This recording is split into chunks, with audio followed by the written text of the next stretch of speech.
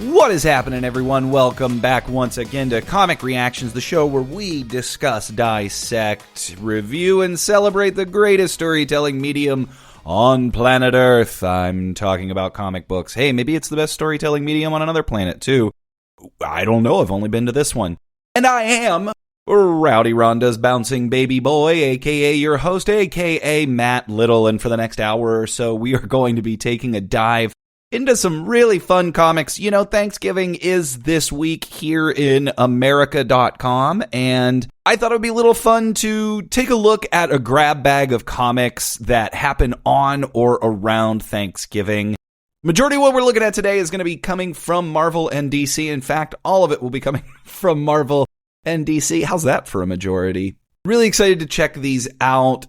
Our stories kind of cross from the 80s all the way up into the 90s and the 2000s, and even up into the teens. So really fun grab bag. You're going to see sort of storytelling of several different styles, right, as we go through there, and some goofy fun, too. And in one of these cases, actually, they wind up using Thanksgiving as the opportunity to create a turning point and a big change in the lives of those characters. We'll get to that a little bit later. Right now, I just want to say thank you so much for tuning in here. Like I said, tomorrow is going to be Thanksgiving, and this is going to be my second Thanksgiving out here in Los Angeles. You know, last year, right after Thanksgiving, it was my first time I visited Golden Apple Comics. I headed over there on Black Friday last year. I was blown away by this place. You know, I had read about Golden Apple for so long, decades of seeing ads for Golden Apple in the back of comic books in the 90s, seeing them being mentioned on the internet as a major comics store in Los Angeles, and also, you know, seeing the shots of celebrities coming out with, you know, Samuel L. Jackson walking out with a stack in his hand, seeing Rob Liefeld talk about this place. And so it was really cool to finally get there. They had this huge sale last year. Hopefully they do again this year, because I do intend to go this Friday. I think it'll be really fun. I probably spent a good 15 minutes staring at a copy of Ultimate Fallout 4 that they had on the wall there for a ridiculous discount because it was Black Friday. That ridiculous discount was still kind of too high for my pockets. Too high for my pockets? And what I'm trying to say is it was still too expensive, right? But boy, did I fuck that thing for a while in the store. Maybe someday. Hey, you know, prices of comics fallen through the basement lately as speculators bail from our beloved collecting medium. And as that happens, people like me, who are here and have wanted these comics for a long time, get to scoop them up as the prices fall. For now, let's take a look at some of these really fun Thanksgiving comics. And we start with a series that I feel like could have only happened in the 80s. Vision and Scarlet Witch, issue 6. So in the 80s, Vision and Scarlet Witch had their own miniseries, maxi series, I guess, because it ran for 12 issues. Marvel had them fall in love and they had kids. This is when they had kids, you know, and they decided to move to the suburbs. And for a year, the stories that they were telling with these characters were all about them living in the suburbs and trying to have a life there. You might have heard a plot like this on a show called WandaVision. And the plot of this story is very, very different. The plot of this series itself, very different than the TV show. Obviously, this one is a little bit sillier, and obviously, since it happened in the 80s, a little bit goofier, and I say that lovingly. But our story is called No Strings Attached, and our creative team here was Steve Englehart, Richard Howell, Frank Springer, Adam Phillips on colors, and then Parker and Oakley on letters. So, you know, like I said, this is a series about Vision and Scarlet Witch living in the burbs, and in this issue, it's Thanksgiving.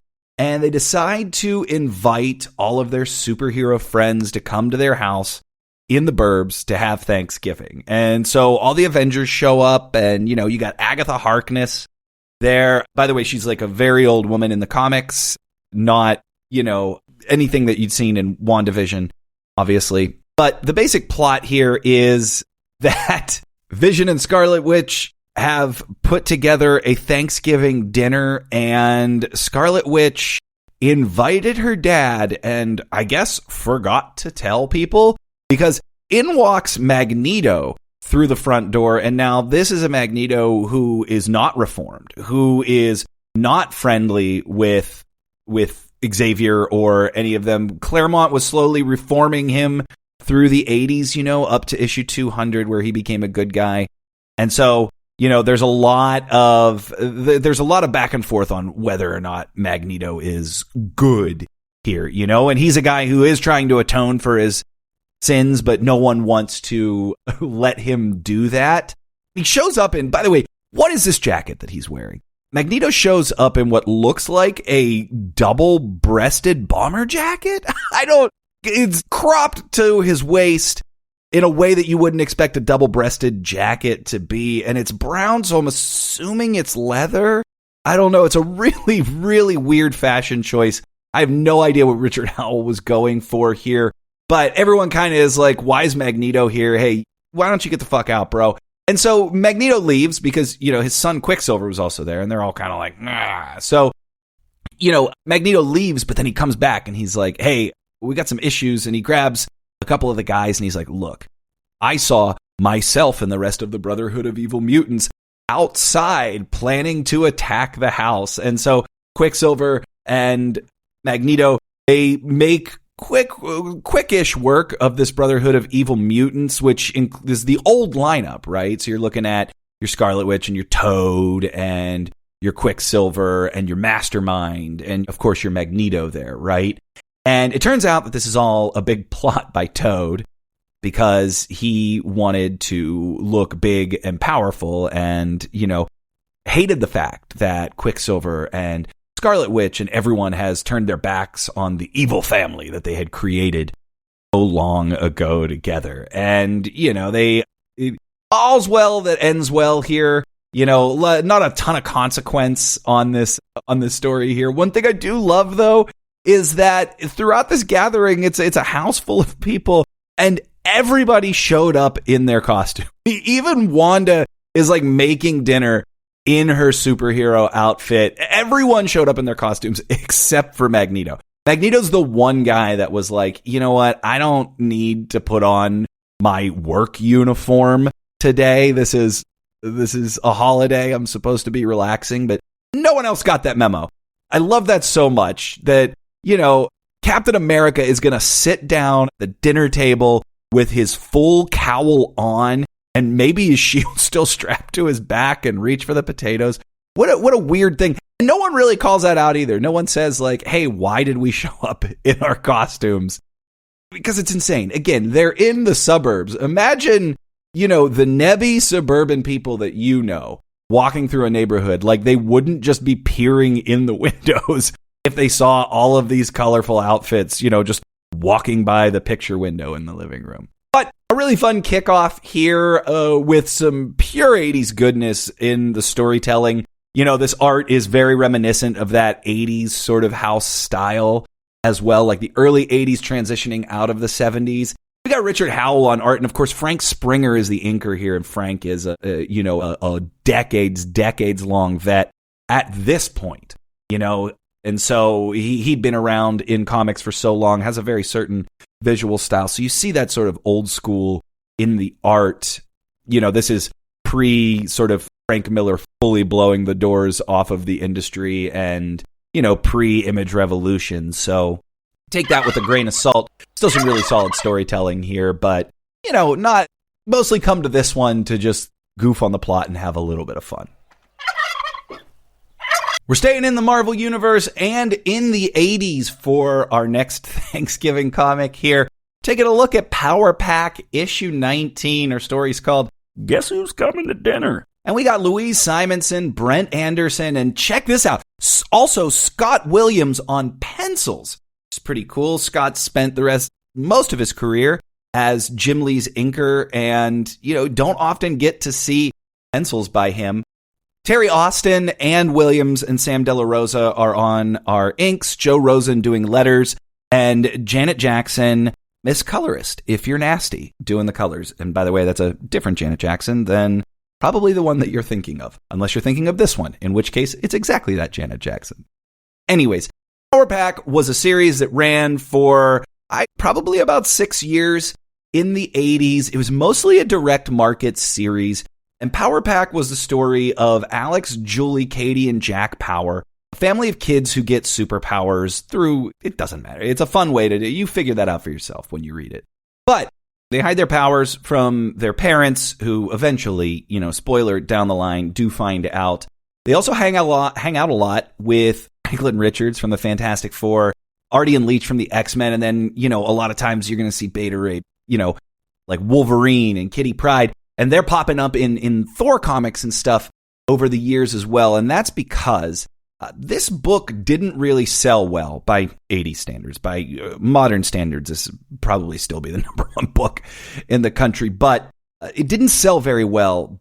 It was beloved internally and by creators in general. It's easy to see why. You go back and read this, there's still a lot of great writing and interpersonal dynamics in these issues, but because it was so beloved by the creators, they had no problem lending their characters to these stories and also featuring these characters in their own stories.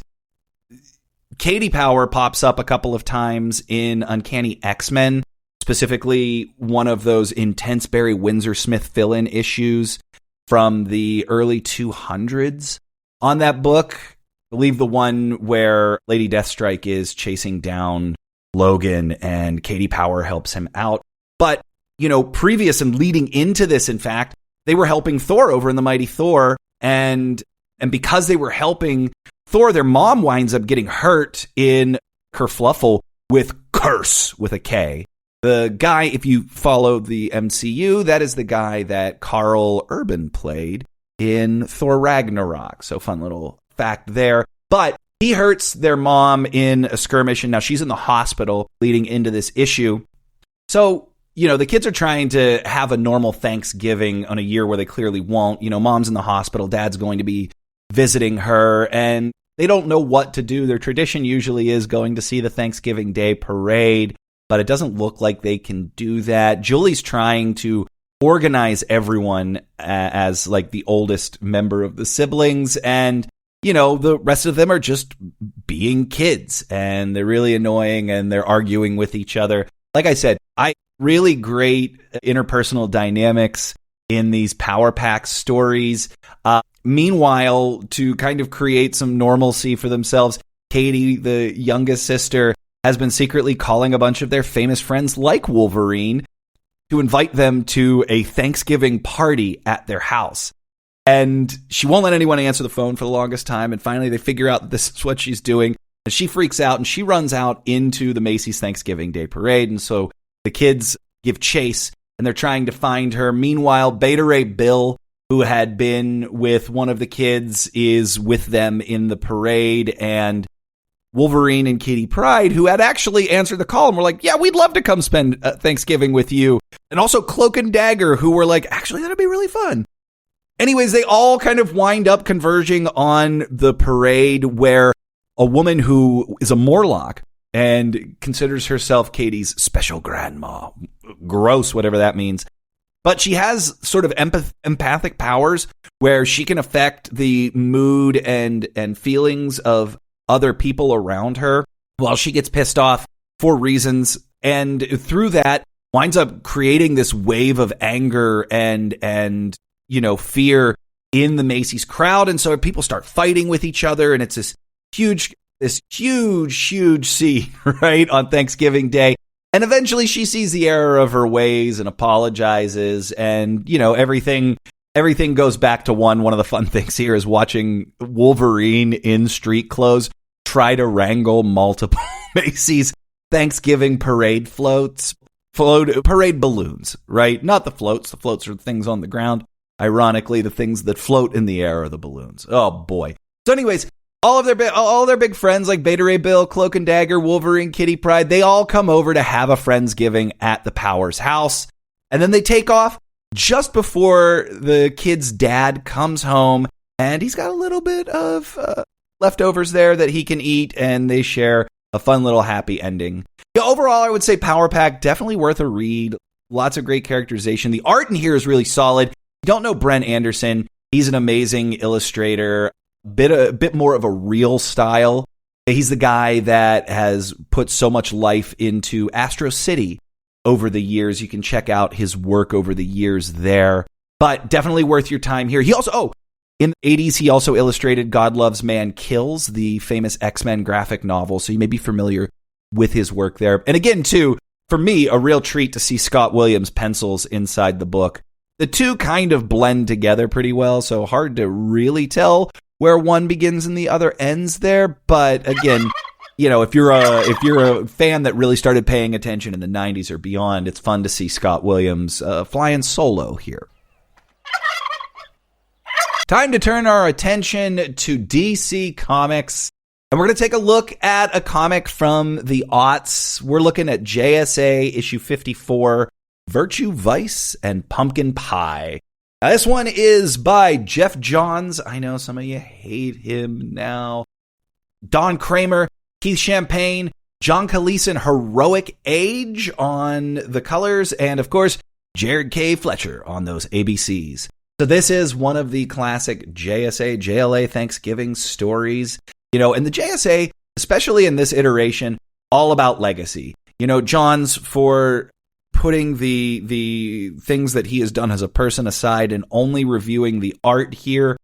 JSA, this iteration is an incredible run, all about legacy, all about how getting older and looking to the future and trying to figure out where your place is in, you know, the greater scheme of things. These are all the sort of things they cover in this run. It's a great run of comics. Yeah, runs about, I think, 7-8 years maybe, and definitely well worth your time to pick those up. But this right here is a downtime issue with a lot of fun interaction. It's mostly conversation here, but it's a really, really fun issue. It kicks off with Mr. Terrific welcoming Batman into the JSA mansion, and Batman just fully convinced this entire issue that things can't be going really well enough that all of these heroes can hang out in one place quietly. Something has to be wrong. And he spends the rest of the issue stalking around the mansion, looking at, you know, their comms room to see if there's like some issue breaking out around the world somewhere, checking in other rooms. If anyone raises their voice, he's like, I knew it. Someone's going to fight. Really, really funny. Really funny to watch Batman like be convinced that things will go wrong on Thanksgiving.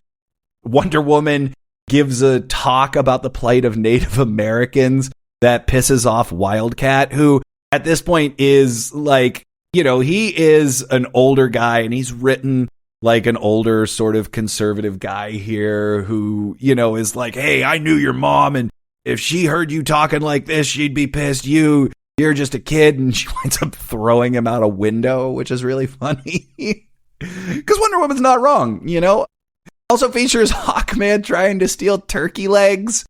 Just incredible. And of course, Green Arrow shows up and asks the most important question. Why are they all in their costumes? Because once again, here's a Halloween issue, or rather a Thanksgiving story where everyone's hanging out in costume. And it's not answered, which is really, really funny.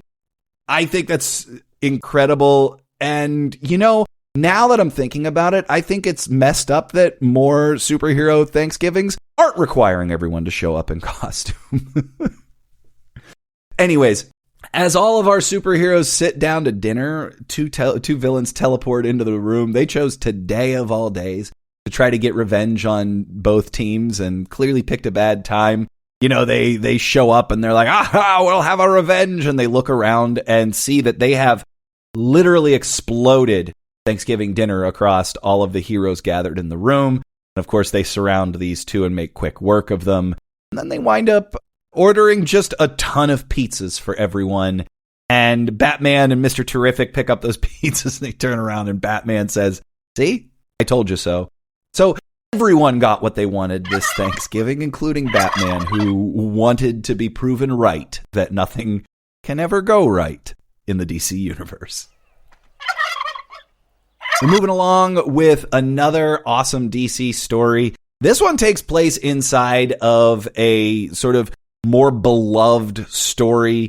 We're looking at Chapter 2 of Batman, The Long Halloween. This is by Jeff Loeb, Tim Sale, Gregory Wright and Richard Starkings and Comic Craft on letters. So Batman the Long Halloween is a 12-issue series that tells a full mystery that happens over the course of an entire year in Gotham City. 12 issues, and each issue happens in a month, starting with October. The first issue happens on Halloween. This issue takes place on Thanksgiving. And of course, Christmas, New Year's. So as you can see the theme, there's a holiday from each of these months that gets pulled into this mystery and sort of the theme for that issue of the series. So as we pick up issue 2, Gordon and Batman are trying to solve the murder of Harvey Dent. In the first issue, there's a bomb that goes off at his house, in his car. It kills him, kills associates of his, injures people, and Batman and Gordon want answers. So that happens on Halloween. And of course, this issue kicks off on Thanksgiving. It's a few weeks later.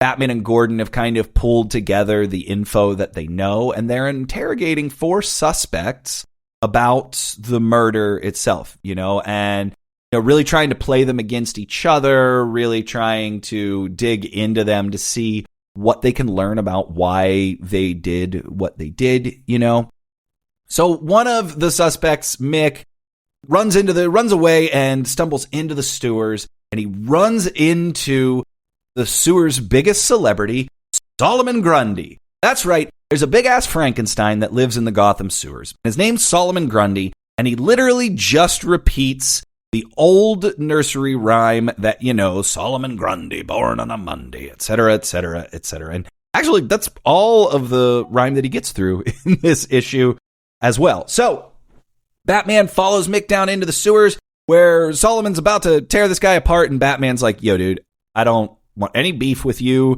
you big white freak. I am only looking to pick up that dude because also he disturbed your peace down here, right? Not me, him. So let me just grab this guy and go. And of course, Solomon Grundy can't do that. And a fight ensues, and he and Batman go fist to fist, and Solomon kind of slinks away, and Batman gets his guy. And they continue to interrogate these suspects above ground until it turns out that the Mick that was in the jail cell with the other suspects was actually Harvey Dent in disguise. It turns out Harvey is not dead. The other people are, but Harvey is not, and they are keeping that under wraps until they can find out what the greater story is going on with this murder and with what is happening with the organized crime families in Gotham.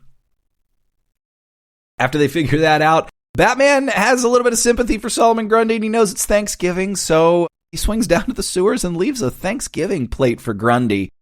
Sewer turkey. Hey, I know what I'm making for my Thanksgiving this year. And it ends exactly the way you'd expect a Batman Thanksgiving story to end. And that's with a bunch more mob guys being murdered at a Thanksgiving dinner and no new suspects. Well, no wonder Batman's so paranoid about things going wrong at Thanksgiving. If he would have only explained the Long Halloween to Mr. Terrific in that JSA issue, maybe they would have been a little more understanding about why he's so paranoid. Our last book from the DC universe is from a little more recently, I think, in fact, 2020. We love that. It's a digital first series. We're looking at Harley Black, White, and Red, issue 15, installment 15, chapter 15. But this one's written by Sam Humphries, featuring art by Stephen Byrne. And, this one is like a continuity adjacent series where, they allow creators to tell some different stories and take more creative risks than you can with mainline continuity characters, and maybe even get a little bit bloody, or maybe more than you would with stuff that you're kind of targeting at like an all ages audience. Anyways, Batman's rogues are having Thanksgiving in Arkham, and they don't really have anything to be thankful for except for a massive riot and a breakout. And Harley uses this opportunity to break out of Arkham, and she does. In fact, she's successful, but once she's out, she realizes it's Thanksgiving and she's alone. And so she decides to break back into prison to spend the holiday with someone that she loves, Poison Ivy.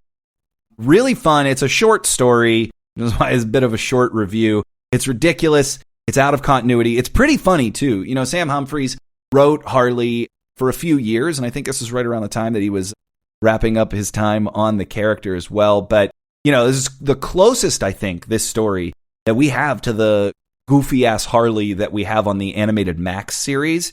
If I'm not mistaken, Sam Humphries might even write on that series as well. But, again, really, really fun, and I really loved, too, that we have a bit of that Harley-Ivy dynamic, which to me is my favorite Harley dynamic that we have going in comics.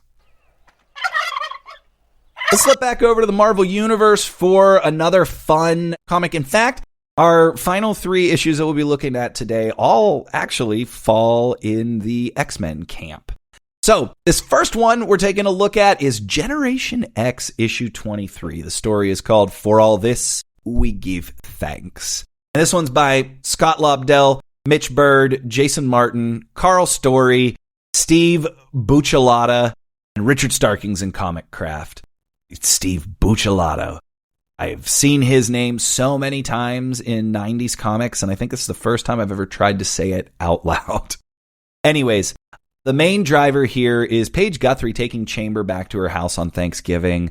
And all of that's new to him because, one, he's British, but also he hates people. So, you know, we watch Chamber try to ingratiate himself to the Guthrie family, and he doesn't because, you know, Chamber's kind of a dick. And a lot of Generation X is about him trying to open himself up. And a lot of this revolves around the blossoming relationship that he had with Paige Guthrie and him trying to open himself up to her and finding that, you know, he feels like he can't. This continues to develop throughout the rest of Generation X and into the X-Men as well, but kind of ends on a downer note for their side of the story. You know, he kind of makes an ass of himself, realizes, I say in air quotes, but feels like he doesn't belong here. So he takes off and, you know, leaves Paige kind of like crying on the porch of her family's house. But my favorite thing here is that this issue features one of the best to ever do it. That's right. Howard the motherfucking Duck pops up here. Howard had a brief dalliance with Generation X in the first couple years of the book. Beverly's with him as well. And they hang out here in issue 23 for Thanksgiving. I believe, if I'm not mistaken, they hang out for another few issues with the gang before taking off. Or they kind of filter back in once we get into Operation Zero Tolerance a few months after this issue. But again, any Howard the Duck is good Howard the Duck. So very excited to see him make rare 90s appearance in this issue. Next up, Deadpool 37, aka Guess Who's Bumming at Dinner. This one comes to us from Jerry Dugan, Brian Posehn, Mike Hawthorne, Harry Pallett, Jordi Belair, and Joe Sabino. So what's really fun, if you are a regular listener, 2 episodes back we did story from Deadpool, The Good, the Bad, and the Ugly, and there's a bunch of references from that in this story. Right? So Deadpool's celebrating Thanksgiving with his messed up, aka found family, right? So you're going to see Ellie. You're going to see Preston. She's actually back in her own body. So you're going to see her with her family and Ellie's grandmother. And, you know, they're all having a Thanksgiving together. And of course you see Deadpool, but Deadpool's different in this issue. And the reason that is that this issue takes place during a story arc called Axis that was happening. It's a crossover in the Marvel Universe. Basically, what happened was the Red Skull was the big evil villain here. And there's an incident that happens where all the good guys in the Marvel Universe basically get their brains flipped into being bad guys. And all of the bad guys turn into good guys. And Deadpool, because he essentially thinks that he's a bad person at heart, gets flipped because he's murderous. And now he's a full-on pacifist.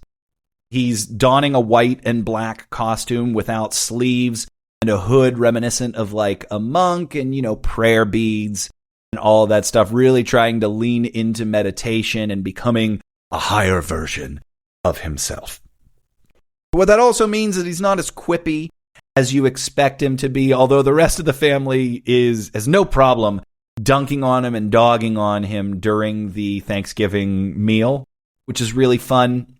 And, the story takes Deadpool over to the X Mansion, and we have more callbacks there because Deadpool has to go talk to the North Korean X-Men who had defected with him at the end of The Good, the Bad, and the Ugly. Here, they are staying in the X Mansion, and they're kind of hanging out in the Danger Room and training, but they don't realize that all of the X-Men have flipped, and they're actually now bad guys. And while the North Korean X-Men think, hey, these people are looking out for us, it turns out they have set the Danger Room to kill, and they're actually looking to destroy all these guys. And that's sort of the cliffhanger that we're left on here as this story feeds into the greater story that they were telling in Deadpool at that time. But this one's another interesting sort of snapshot where you get to see where a long-term continuity character was at a specific moment in time, where we see Deadpool as this pacifist version of Deadpool. We get a real weird flip on characters that we expect to be one way.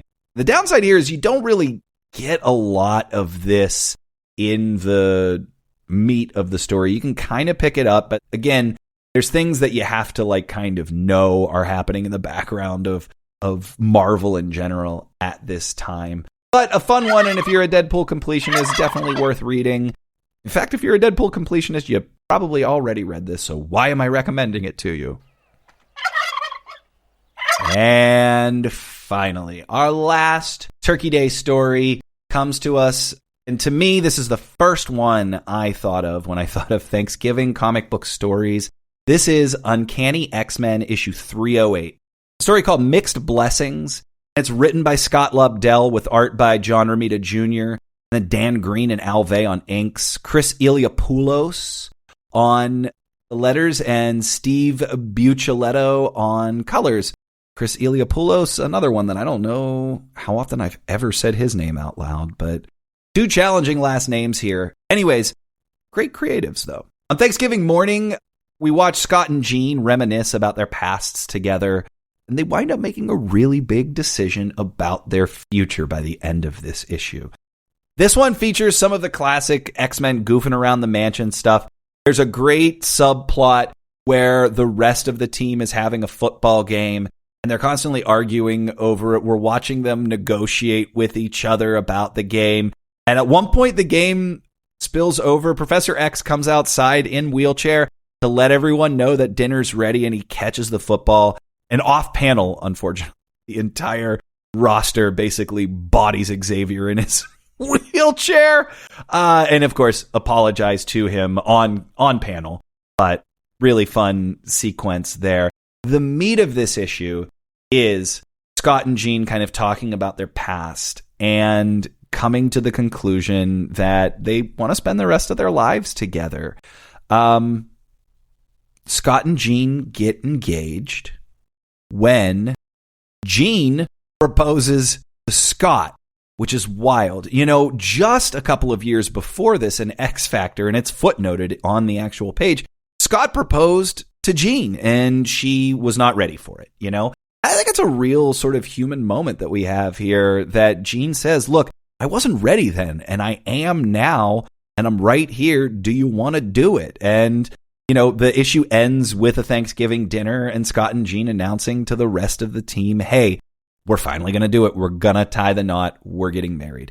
Really, really cool, really fun stuff there. This is maybe the most successful time in the history of X-Men comics, right at this level around 308. I bet you almost everyone that's followed comics through the 90s read this when it came out. One of the things I love about this, and I went back and revisited this on digital, is it features one of the things that artists were trying to cram into comics around 92 and 93, and that's a vertical double page spread. So if you read this on Marvel Unlimited or a digital copy of it, you'll notice that the first spread that we have where Scott and Jean are reminiscing about themselves in their old X-Men uniforms is this really, really huge image. And that's because when it was published, this was a sideways vertical that went across 2 pages. Romita did a few of these. Obviously here, he does a couple of them in the Cable miniseries and tries to push them in a few other places. if I'm not mistaken, Liefeld was the first one to do this in the X office on X-Force before he bounced for Imagier Pastures. But you don't see a lot of these past 1993, maybe 94, and you don't see a lot of them outside of the X office even. But immediately notice, and you'll notice it too when you read the issue, because there's like a faint horizontal line across the spread in the Marvel Unlimited copy, and that's how you know, oh, this was actually, tilted. You had to literally tilt the comic on its side, IRL, to see this vertically. But a classic story, and, at my age, I think for comics fans, one that's like burned into their brains. What this one also features, if you're a modern X-Men reader, this features the Beast, like lovable furry blue Beast, and not, the Dick Cheney, head of the CIA, J. Edgar Hoover guy that is running around the pages of the Krakoan age of X-Men. And while I think that's an interesting take on him, this is the Beast that I love. This guy goofing around, and like his dork ass jokes too. Like using 5 words when one would do, reminiscent of this show. But I really miss this Beast. I realized as I was reading this, like I said, I think there's a space for this version of Hank McCoy that we're seeing now, but he's so dark that you almost forget that the Beast was silly as hell back in the day. I mean, probably go back to the early 80s Avengers issues and see an even goofier version of Hank McCoy if you're really, really fiending for that. But we were fiending for some turkey today, and this is a good little bite of Hank McCoy on Thanksgiving. So that does it. A fun little cornucopia, yeah, I said it, of Thanksgiving comics for you on this Thanksgiving. I thought this would be a fun theme, especially with this week. I'd love to know what you thought. Have you ever read any of these comics? What did you think of them? Were any of these brand new to you? Do you feel like you might check one out over the long weekend? And hell, do you have any Black Friday comic book store sales that you want to check out? I would love to know about any of this. Hit me up. There's a few ways that you can do that. You can reach us via email, and that's comicrxns@gmail.com. And then all of our socials, that's TikTok, Instagram, and X. You can hit us at comicrxns. That's at comics. That's not at comics, you ding dong. That's at comicrxns. Boy, it would be useful for me to give you the right information if you wanted to reach out to me. I really hope you have a great holiday if you're an American celebrating the holiday. Hell, if you're not an American, you're celebrating the holiday. I hope you have a great day. And if it's just a random Thursday, Friday weekend for you, I still hope you have a great day. It's a great time to reflect and think about what you're thankful for. And I personally am really thankful that I have the opportunity to talk about comics the way that I do with you here on this show. I have like a really deep connection to comic books that it's personal and it's emotional, and I'd imagine that a lot of other people do too. And reading stories like this where you're watching these characters that you love kind of come together and just like celebrate and have some joy in their lives. It's nice. It's nice. We've talked before about the sort of parasocial relationship that exists with pop culture characters, and I'm guilty of having that myself. But, the sort of emotional piece that I have in my love of comic books, that deep kind of thing from when I was a kid, it's nice to be able to come back and have a touchstone like this to revisit and also to be knowledgeable enough about comics in general to be able to speak with them about them with you all this way as well. So yeah, just thankful for comics in general, and thankful for, my new adventure out here in Los Angeles. I lived in New York for 17 years. I moved out to LA last year, a couple of months before Thanksgiving. This will be my second one out here, and just really thankful that mobile. I'm also thankful that I'm getting better with this ankle surgery. I'm up to hobbling at this point. I wouldn't call it walking yet, but hobbling is a good thing, and we're getting stronger week by week. And so just like continuing to focus on those things. And I'm really thankful that I guess have at least a little bit of self-awareness to know that I can focus on those things. I hope you have a really great holiday. I hope you have a really great weekend. We will be back next week with some more fun comics conversation. I am going to go eat myself into a food coma, and when I wake up, I'm going to buy some comic books. I hope you all have a really great time this weekend. We will see you next week. I am Matt Little, and I still don't have a sign-off.